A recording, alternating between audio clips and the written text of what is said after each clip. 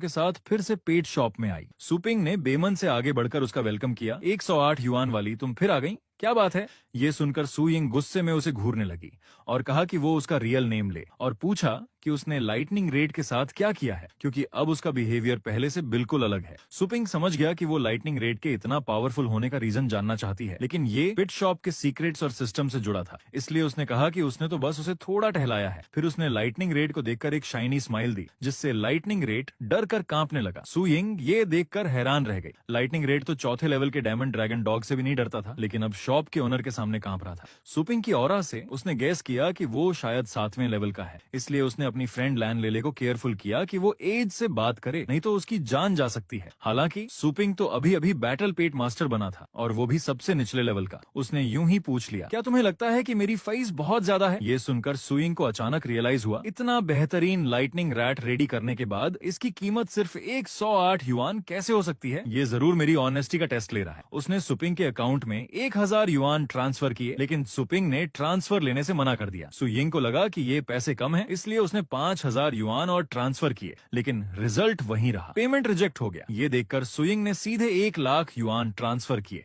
ये एक big boss से फ्रेंडशिप करने का अच्छा मौका है, चाहे मेरी सारी सेविंग्स चली जाए, मैं इसे नहीं छोड़ूंगी। लेकिन फिर भी ट्रांसफर रिजेक्ट हो गया। दरअसल सुपिंग हर बार सुयिंग से पैसे लेना चाहता था, लेकिन सिस्टम ने हर बार मना कर दिया, ये कहते हुए कि सिस्टम होस्ट को शॉप की सर्विसेज के नाम पर एक्स्ट्रा पैसे लेने से मना करता है। इसलिए सुपिंग को एक्टिंग करनी पड़ी कि उसे पैसों में इंटरेस्ट नहीं है, और सुयिंग को सीधे बात पर आने को कहा। इससे सुयिंग बहुत इमोशनल हो गई। मैंने कभी नहीं सोचा था कि इतना पावरफुल और नाम दौलत से दूर रहने वाला आदमी मेरे पास होगा। उसने कहा कि उसे कुछ दिनों बाद एक और कंपटीशन में पार्ट लेना है, इसलिए वो चाहती है कि वो लाइटनिंग रैट को 3 दिनों के लिए रेडी करे। तभी सिस्टम का प्रॉम्प्ट आया, कस्टमर को पेट बीस्ट रेडी करने की जरूरत है। प्राइमरी पेट बीस्ट कल्टीवेशन सर्विस पहले ही ओपन कर दी गई है। 1 से 3 लेवल के पेट बीस्ट्स को रेडी करने की फीस 10,000 युआन है। ये देखकर सुपिंग मुस्कुराया, अच्छा हुआ लाइटनिंग रैट वापस आ गया, ये लुओ बेनवेई को स्किल प्रैक्टिस में हेल्प कर सकता है। उसने सुयिंग को बताया कि 3 दिनों की तैयारी की फीस 10,000 युआन होगी। सुयिंग ने सुनकर तुरंत 10,000 युआन ट्रांसफर कर दिए। इतनी अच्छी तैयारी इतने कम पैसों में, मेरा तो प्रॉफिट ही हो रहा है।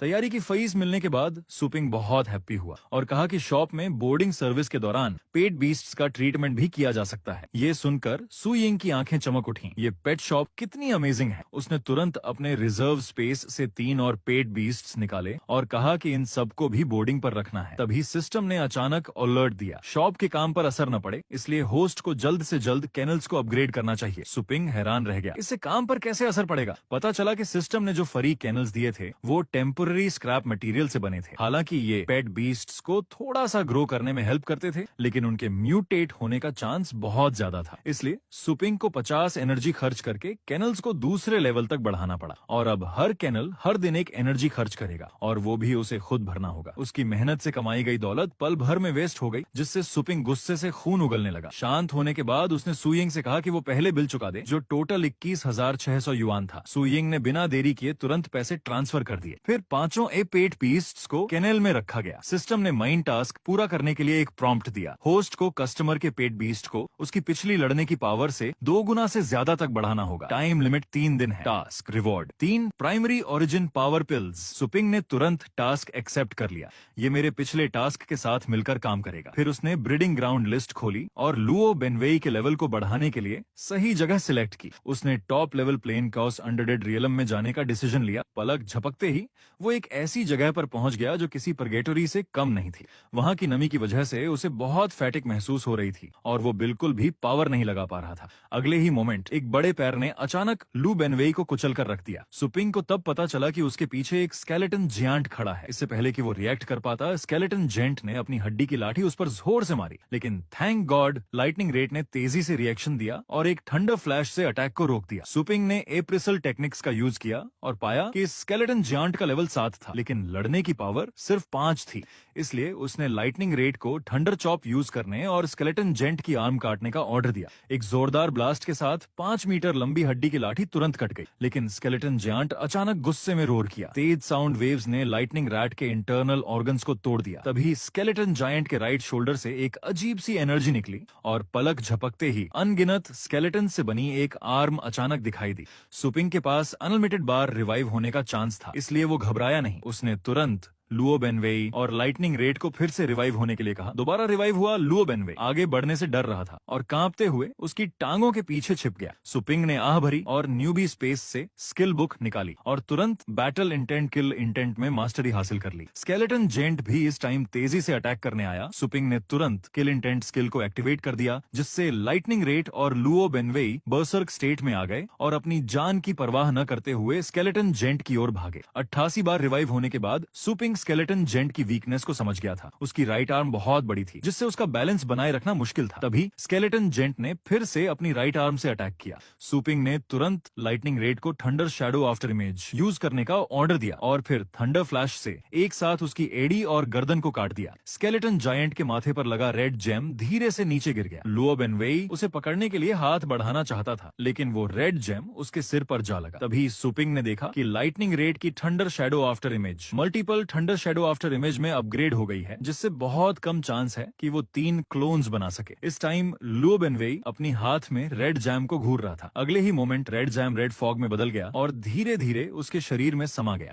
लुओ बेनवेई का पूरा शरीर हल्की रेड लाइट से शाइन करने लगा और उसने अपनी कमर पर एक पुरानी स्वॉर्ड रख ली, जो एक शांत स्वॉर्ड्समैन की तरह लग रहा था। तभी पास से एक ब्लैक शैडो धीरे धीरे पास आ रही थी। जबरदस्त ऑरा से सुपिंग को पसीना आ गया और वो ब्लैक शैडो एक खूबसूरत गर्ल निकली, जिसकी कोई एट्रीब्यूट अप्रेजल टेक्निक से नहीं देखी जा सकती थी। सुपिंग को तुरंत दिलचस्पी हुई। ऑब्वियसली ये गर्ल कोई हाई लेवल लाइफ फॉर्म है, शायद मैं इसकी मदद से कोई टॉप लेवल ट्रेजर ढूंढ सकूं। तभी लड़की ने बस हल्के से हाथ हिलाया और सुपिंग का शरीर तुरंत फॉग में बदल गया और उसके अंदर समा गया। अगले ही मोमेंट वो रेजरेक्शन स्पेस में पहुंच गया और उसने आह भरी, ये गर्ल सचमुच बहुत पावरफुल है। फिर वो लड़की के पीछे फिर से जिंदा हो गया। कुछ कहने की ट्राई ही कर रहा था कि उसकी लाइफ एनर्जी पूरी तरह से चूस ली गई और वो फिर से रेजरेक्शन स्पेस में आ गया। इस बार लड़की के एटीट्यूड से नाराज होकर उसने रैंडम रेजरेक्शन को सिलेक्ट किया ताकि लड़की उसे तुरंत न मार सके। अगले ही मोमेंट उसका शरीर एक बड़े पैलेस में आ गया और उसके पैरों के नीचे दूर तक फैली हुई अनडेड आर्मी खड़ी थी। यहाँ तक कि वो लड़की भी उनमें शामिल थी, जिसने अभी अभी सुपिंग को तुरंत मार दिया था।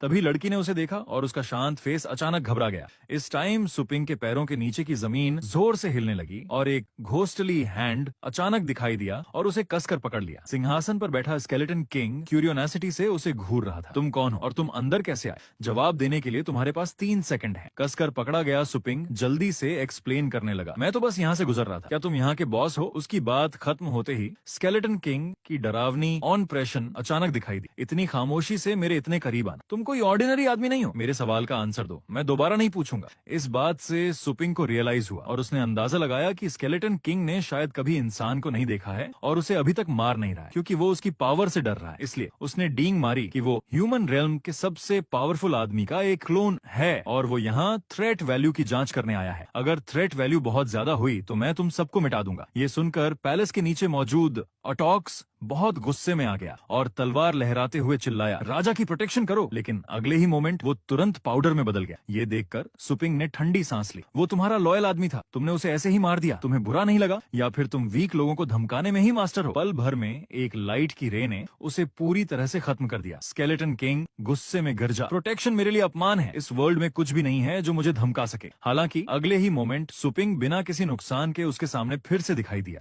पैलेस के नीचे मौजूद अनडेड आर्मी ये देखकर हैरान रह गई। उन्हें यकीन नहीं हो रहा था कि ये क्रिएचर टाइम रिवर्सल कर सकता है। तभी स्केलेटन किंग ने तुरंत सुपर लेवल मैजिक का यूज किया और एंडलेस हेलफायर सुपिंग को बर्न करने लगी। लेकिन अगले ही मोमेंट सुपिंग फिर से बिना किसी नुकसान के उसके सामने खड़ा था, यहाँ तक कि 10,000 तीर दिल में छेद करते हुए या अंतिम जहर से गुजरने पर भी। स्केलेटन किंग हैरान था कि ये ह्यूमन लगातार डेथ रेल्म के टाइम को रिवर्स कर सकता है। इससे पहले कि वो कुछ और सोच पाता, सुपिंग अचानक तेजी से उसकी ओर भागा। स्केलेटन किंग ने तुरंत नेक्रोमेंसी मैजिक का यूज करके उसे डिस्ट्रॉय कर दिया। लेकिन जैसे ही सुपिंग डस्ट में बदला, उसकी रिंग का जम भी बुझ गया। इस प्रोवोकेशन से स्केलेटन किंग बहुत गुस्सा हुआ। ये सुप्रीम लॉर्ड टाइम ट्रांसफर भी जानता है और ट्रांसफर डिस्टेंस मेरी सर्च की लिमिट से भी बाहर है। ये इंसान आखिर है कौन? लेकिन उसे पता नहीं था कि सुपिंग उस टाइम तक डस्ट में बदल चुका था और रैंडम रेस्यूरेशन के जरिए हजारों माइल्स दूर कहीं और जिंदा हो चुका था। उसने तुरंत अभी छीना हुआ जैम लुओ बेनवेई को फेंक दिया और कहा कि वो उसे अच्छे से अब्सॉर्ब करे और आगे की एल्केमाई को लाइटली न ले। थोड़ी देर बाद जेम को पूरी तरह से अब्सॉर्ब करने के बाद लुओ बेनवेई एक गॉड ऑफ किलिंग की तरह लग रहा था। उसी लेवल के डिमंस उसके सामने तुरंत मर रहे थे। यहाँ तक कि 10,000 की नंबर वाली अनडेड आर्मी भी लुओ बेनवेई की तलवार का शिकार बन गई। तभी मरे हुए लोग फिर से इकट्ठा होने लगे और पलक झपकते ही एक डरावने ब्लडी बुचर में चेंज हो गए। सुपिंग ये देखकर मुस्कुराया और तुरंत लुओ बेनवेई और लाइटनिंग रैट पर किल इंटेंट इफेक्ट डाल दिया। इस टाइम ब्लडी बुचर अपनी तलवार लेकर अटैक करने आया, लेकिन लुओ बेनवेई ने उसे अपनी सिंपल तलवार से आसानी से रोक दिया। ये देखकर ब्लडी बुचर गुस्से में आ गया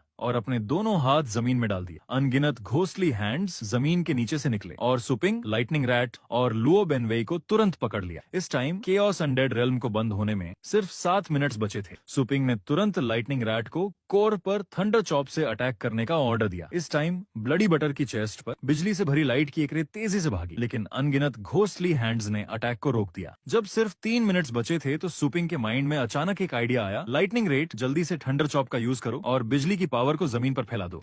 लाइटनिंग रेट ने सुनकर इलेक्ट्रिसिटी इकट्ठा करना शुरू कर दिया और फिर बिजली का एक सर्किल अचानक दिखाई दिया। ये उसकी नई सीखी हुई स्किल लाइटनिंग डिस्चार्ज थी और डीमन टाइप एनिमीज पर इसका इफेक्ट डबल हो गया। पल भर में घोस्टली हैंड्स की बोन्स टूट गईं और ब्लडी बुचर को बिजली का शॉक लग रहा था। सुपिंग ने तुरंत लुओ बेनवेई को अटैक करने के लिए कहा। लुओ बेनवेई की आंखों से लाइट निकली और उसकी पुरानी स्वॉर्ड से ब्लड की गाढ़ी ऑरा निकली। उसने ब्लड लस्ट डेमोनिक स्लैश से ब्लडी बटर को 2 हिस्सों में काट दिया। तभी सिस्टम से एक प्रॉम्प्ट आया, मेन टास्क पूरा हो गया है, आपको एक केओस माइंड पावर मैप मिला है। सब टास्क पूरा हो गया है, आपको 3 ओरिजिन पावर पिल्स मिली हैं। ब्रीडिंग ग्राउंड बंद हो रहा है। फिर सुपिंग लिटिल नट्टी पेट शॉप में वापस आ गया। उसने देखा कि लुओ बेनवेई का लेवल सिर्फ 2nd लेवल अपर है, लेकिन उसकी लड़ने की पावर 7th लेवल है, मिडिल तक पहुंच गई है। उसकी टैलेंट भी मिड टू अपर है और उसने कई स्किल्स भी सीख ली हैं। उसने सिस्टम से पूछा कि क्या कोई मिस्टेक हुई है। इतनी जबरदस्त एट्रीब्यूट्स होने पर भी टैलेंट सिर्फ मिड टू अपर है। सिस्टम ने एक्सप्लेन किया, टैलेंट असेसमेंट की तुलना एंडलेस चॉस की स्टार्टिंग से लेकर अब तक के सभी छोटे स्केलेटन्स के डेटा से की जाती है। होस्ट को संदेह करने की जरूरत नहीं है। ये सुनकर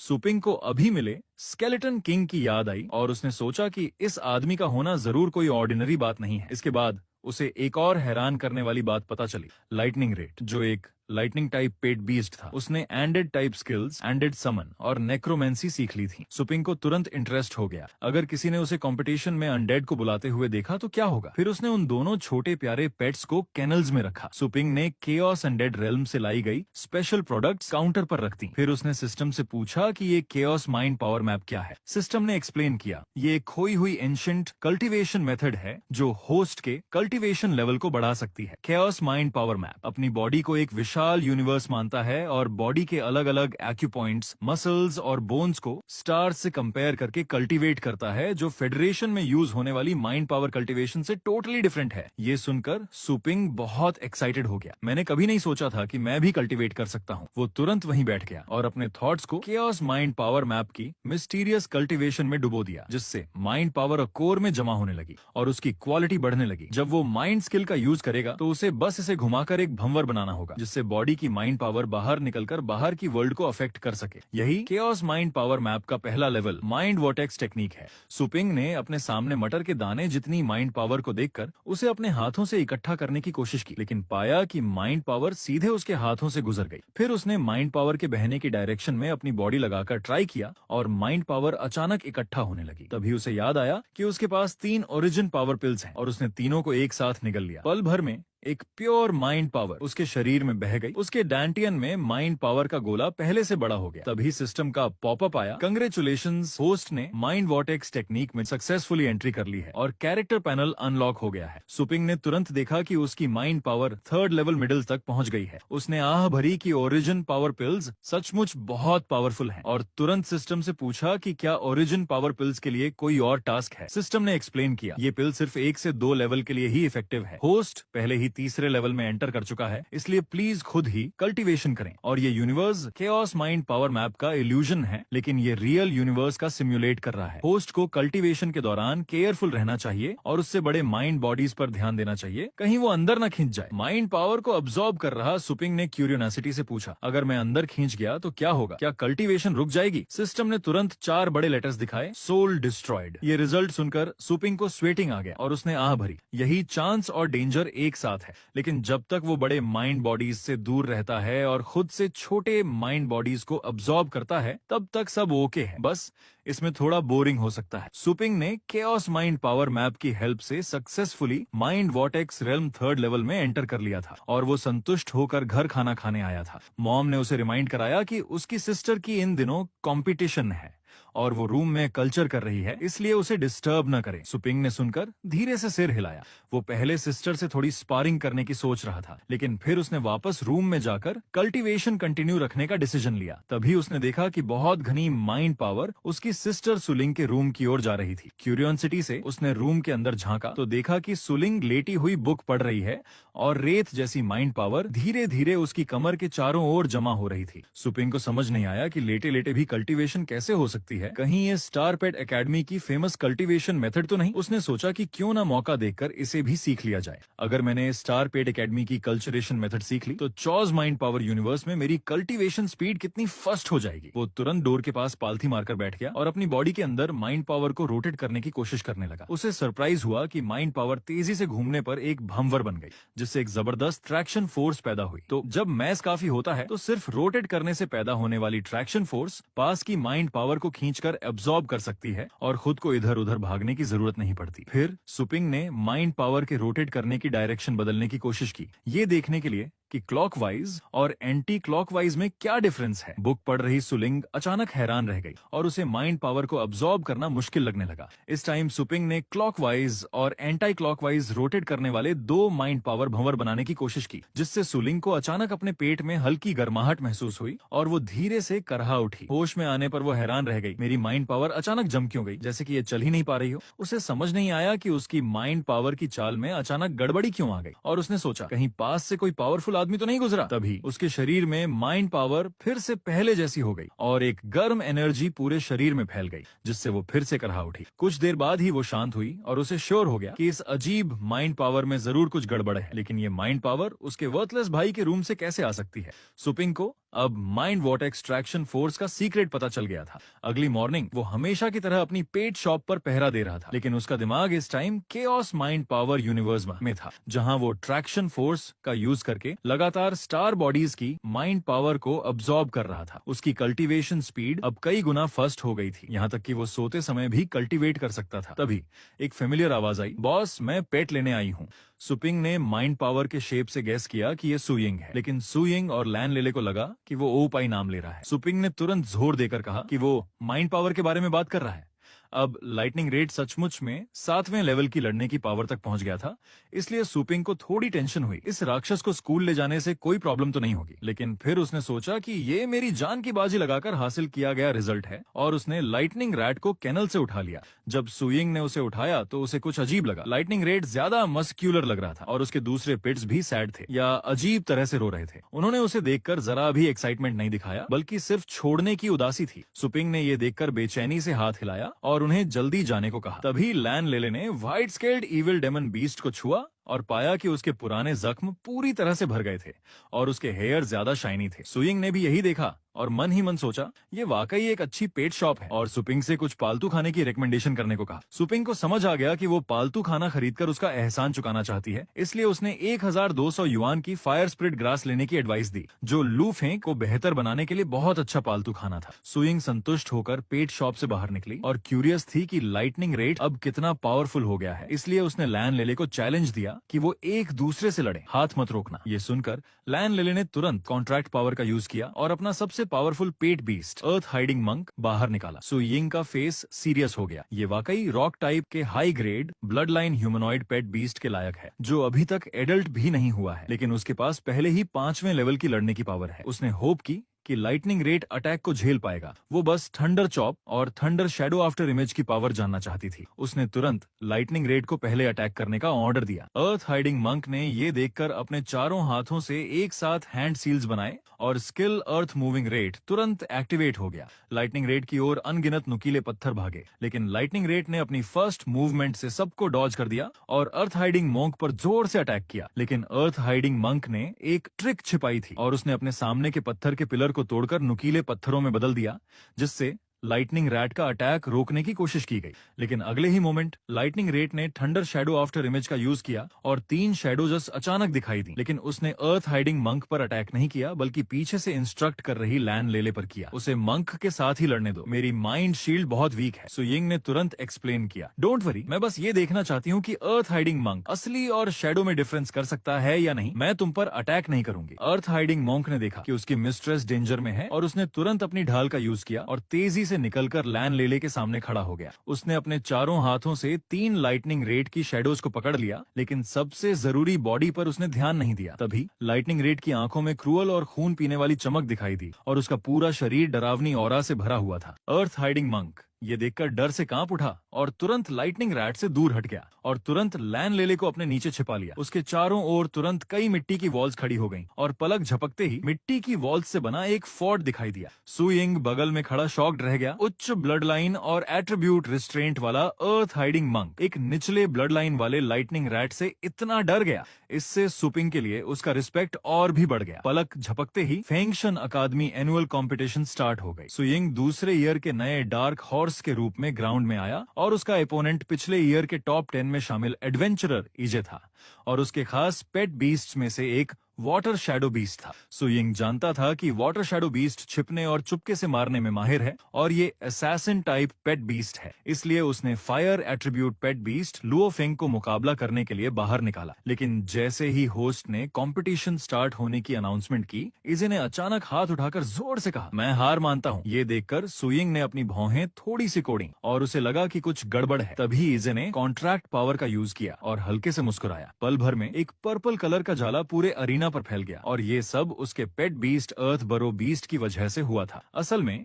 इजे ने कंपटीशन से पहले सू यिंग की पूरी इंफॉर्मेशन ले ली थी और वो जानता था कि लुओ फेंग सू यिंग का सबसे डेंजरस पेट बीस्ट है, जिसने पिछली प्रतियोगिताओं में कई पेट बीस्ट्स को लड़ लड़कर मार डाला था। इसलिए उसने उड़ने वाले पेट बीस्ट्स के दुश्मन अर्थ बरो बीस्ट को बाहर निकाला और सोचा कि अगर वो लुओ फेंग को फिनिश कर देता है तो वो ये कंपटीशन इजीली जीत जाएगा। तभी एक फायरबॉल तेजी से उसकी ओर भागा।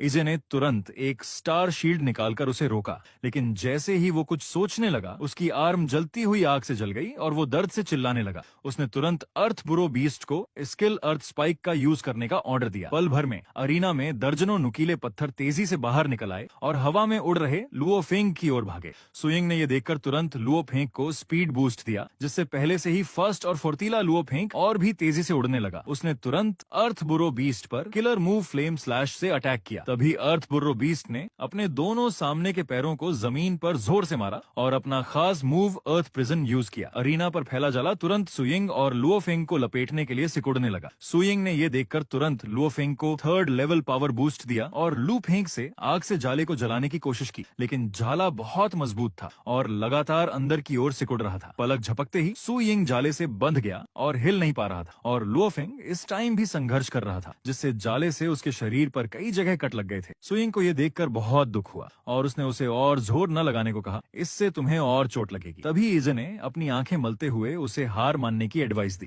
अगर तुम हार मान लेते हो तो ये दर्द तुरंत खत्म हो जाएगा। सू यिंग ने यह सुनकर थोड़ा दुख से सिर झुकाया और जैसे ही वो हार मानने वाला था, लॉ फेंक ने अचानक एक घमंडी चीख निकाली। इस टाइम उसके मुंह से एक्सट्रीमली हॉट आग की रोशनी निकली और एरेना की पत्थर की वॉल्स और जाला तुरंत कट गए और स्टेडियम में कुछ देर के लिए सन्नाटा छा गया। थोड़ी देर बाद ही होस्ट एक्साइटमेंट से चिल्लाया, लुओ फेंक ने 7वें लेवल की स्किल फ्लैम स्लैश सीख ली है। सू यिंग ये देखकर थोड़ा हैरान था, इतनी अच्छी टैलेंट, क्या ये अभी भी मेरा लुओ फेंग है? उसे याद आया कि सूपिंग ने एक बार कहा था कि शॉप में बोर्डिंग सर्विस के अलावा पेट बीस्ट्स की फिजिकल एंड बायोलॉजिकल ट्रेट्स में भी सुधार किया जा सकता है। इसलिए उसे श्योर हो गया कि लू फेंक में ये चेंज जरूर सूपिंग की वजह से आया है। तभी होस्ट ने अनाउंस किया कि तीसरा गेम कंटिन्यू है। इसे इस टाइम बहुत गुस्से में था और उसने अनिच्छा से अर्थ बुरो बीस्ट को वापस बीस्ट कंट्रोलिंग स्पेस में बुला लिया। सच में ये लू फेंग सबसे डेंजरस है। तुम्हें मुझे अपना ट्रम्प कार्ड यूज करने पर मजबूर करना पड़ा, तो अब तुम्हें असली दर्द का पता चलेगा। उसने अपनी बात खत्म करते ही कॉन्ट्रैक्ट पावर का यूज किया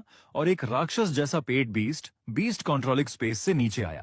एरेना में तुरंत एक घनी किलिंग ऑन्द्रा फैल गई। स्टेडियम के सीनियर इंस्ट्रक्टर्स ये देखकर बहुत हैरान हुए और उन्होंने पहचान लिया कि ये 5वें लेवल की लड़ने की पावर वाला विंड डेमन बीस्ट है। कोई स्टूडेंट फेरोशियस बीस्ट लेकर कंपटीशन में कैसे पार्ट ले सकता है? तभी फेंगशन अकादमी के विप प्रिंसिपल डोंग लिंग ने शांत से कहा, डोंट वरी, हमारे हाई लेवल एक्सपर्ट्स रेफरी के रूप में हैं, कुछ नहीं होगा। जहां तक इस विंड डेमन बीस्ट की बात है तो शायद इसे किसी तरह से रेंट पर लिया गया है। मैं कंपटीशन के बाद उसे अच्छे से सबक सिखाऊंगा। और अरीना में इसे माइंड पावर का ज्यादा यूज करने की वजह से घुटनों के बल बैठ गया और उसने विंड डेमन बीस्ट को स्किल वियंटियान शार्प स्लैश का यूज करने का ऑर्डर दिया, लेकिन विंड डेमन बीस्ट ने उस पर तिरस्कार भरी नजर डाली। ये देखकर इजे ने गुस्से में उसे जानवर कहकर डांटा और गैस किया क्या लेवल का डिफरेंस ज्यादा होने की वजह से ये मेरी बात नहीं मान रहा है। और सुयिंग इस टाइम अपनी पूरी माइंड पावर का यूज करके लुओ फेंग को कई बूस्ट्स दे रही थी ताकि वो सीधे इजे पर अटैक करके कंपटीशन जीत जाए। इस टाइम लू फेंग के पूरे शरीर से तेज फायर एलिमेंट निकला और उसके मुंह में एक रेड रे जमा होने लगी, लेकिन अगले ही मोमेंट जो हुआ उससे सुयिंग को मौत का खतरा महसूस हुआ। और इसी सीन के साथ ये एपिसोड यहीं खत्म होता है। सेवाएं जारी रखने के लिए कृपया 1000 मेरे मित्र वीडियो को हाइप करो और कमेंट में जरूर लिखो नेक्स्ट पार्ट। धन्यवाद।